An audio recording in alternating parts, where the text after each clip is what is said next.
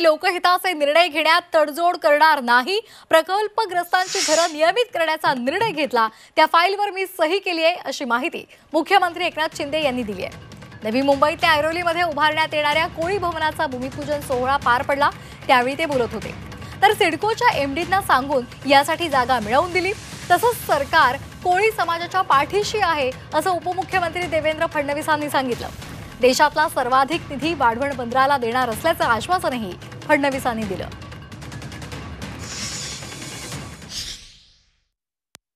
आज आपण पाहतोय की नवी मुंबई एक आपल्या मुंबई लगत ही नवी मुंबई आहे।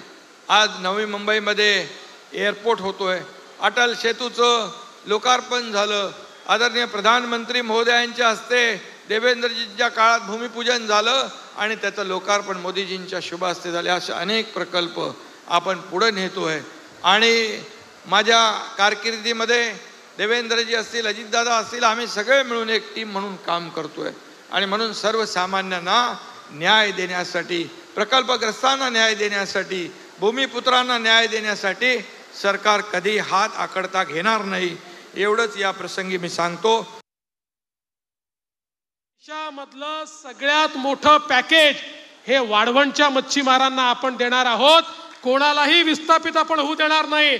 या उलट आपण त्यांना मासेमारी करण्याकरता अधिक चांगली व्यवस्था, अधिक चांगलं फिशिंग हार्बर, अधिक चांगले ट्रॉलर्स, अधिक चांगली व्यवस्था ही त्या ठिकाणी देणार आहोत।